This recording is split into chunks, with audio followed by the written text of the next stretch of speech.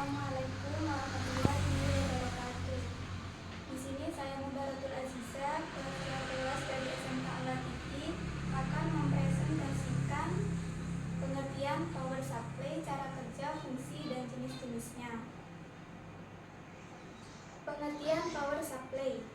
Secara sederhana, power supply atau catu daya adalah perangkat keras yang menyediakan daya listrik ke seluruh komponen dalam sebuah sistem komputer atau perangkat elektronik. Jadi, power supply ini dirancang untuk mengubah beberapa bentuk energi yang berbeda, seperti matahari, energi mekanik, kimia, hingga listrik. Pada perangkat komputer dan elektronik lainnya, power supply merupakan komponen penting. Apabila tidak ada power supply, perangkat yang digunakan tidak bisa berfungsi dengan semestinya. Untuk mengakses power supply ini, kamu bisa melihat kabel yang digunakan untuk mentransfer energi ke perangkat tersebut. Jika kabel tersebut dibuka, di dalamnya bisa didapatkan kotak logam yang berisi kipas dan beberapa kabel yang menghubungkan ke perangkat. Dalam penerapannya pun, power supply bagi komputer terbagi menjadi beberapa jenis, di antaranya power supply AT, power supply ATX, dan power supply BTX. Ini contoh gambarnya. B. Bagaimana cara kerja power supply? Cara kerja power supply cukup sederhana. Ketika kamu menyalakan komputer pada komputer, power supply akan melakukan pemeriksaan dan tes sebelum menjalankan sistem komputer. Apabila tes berjalan dengan baik, power supply akan mengirim sinyal ke mainboard sebagai pertanda bahwa sistem komputer siap untuk beroperasi. Kemudian, power supply akan membagi daya yang dimiliki sesuai dengan kapasitas yang diperlukan oleh masing-masing komponen. Tidak hanya menyalurkan daya listrik saja, power supply juga menjaga stabilitas arus listrik pada berbagai komponen tersebut. Secara tidak langsung, peran power supply bisa dianggap sama pentingnya, seperti CPU pada komputer yang sering disebut sebagai kotak komputer. C. Fungsi power supply. Power supply memiliki berbagai macam fungsi yang bisa digunakan untuk memenuhi kebutuhan listrik. Untuk memanfaatkan fungsi power supply tersebut, kamu bisa mengubah tegangan naik atau turun, mengubah daya menjadi arus searah, hingga mengatur daya untuk tegangan output yang lebih lancar.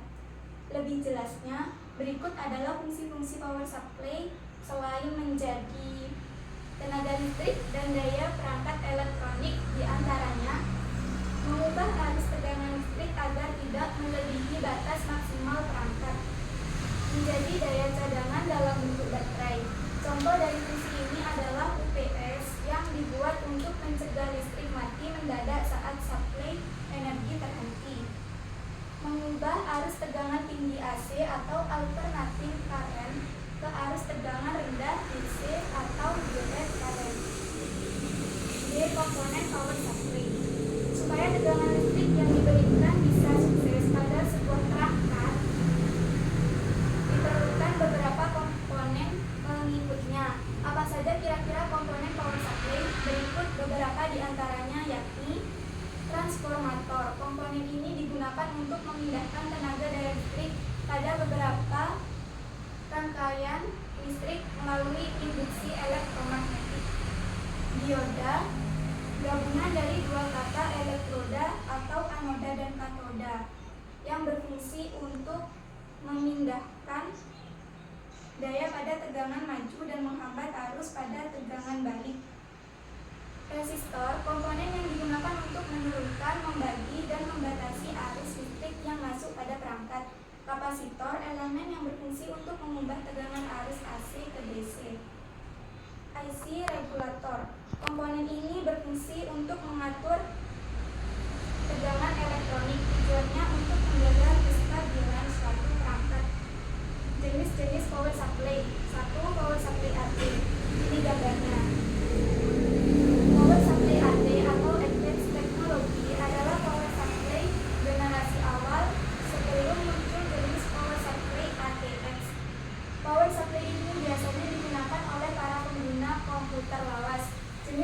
supply ini merupakan jenis yang paling lama digunakan oleh para pengguna komputer.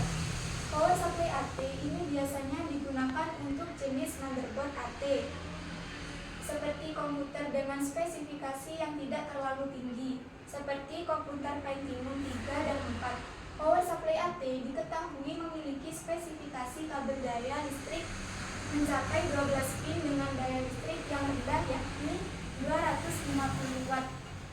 Yang kedua, power supply BTX. Ini gambarnya. Selanjutnya adalah power supply BTX.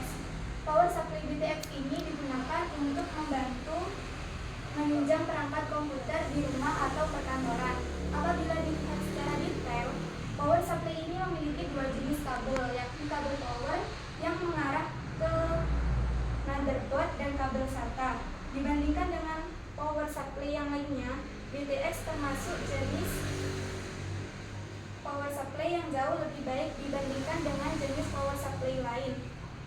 Maka itu tidak heran apabila jenis power supply yang menjadi salah satu jenis power yang paling banyak digunakan oleh pengguna komputer. 3. Power supply ATX. Ini gambarnya. Jenis power supply yang terakhir adalah power supply ATX atau Advanced Technology Extended.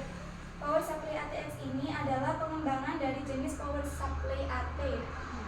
Sebelumnya yang telah dibahas, uniknya power supply ATX ini memiliki sistem on atau off tersendiri, sehingga bisa mempermudah para pengguna untuk mematikannya secara otomatis. Power supply ATX juga memiliki daya listrik yang jauh lebih besar dibandingkan dengan jenis DS. Biasanya penggunaan power supply ini diperuntukkan bagi perangkat komputer yang memiliki prosesor AMD Intel Pentium 3 dan Intel Pentium 4. Hal yang perlu diperhatikan saat akan memasang power supply atau PSU. Yang pertama adalah Anda harus mengenali dan memahami jenis-jenis kabel yang akan dipasang dari PSU ke motherboard. Yang kurang lebih adalah sebagai berikut. Kabel daya atau power. Daya 24 pin ke motherboard selalu diperlukan. 4 atau 8 pin daya IPS 12P ke CPU selalu diperlukan. 6 atau 8 pin daya ke kartu video biasanya diperlukan. Daya MPLX ke aksesori opsional.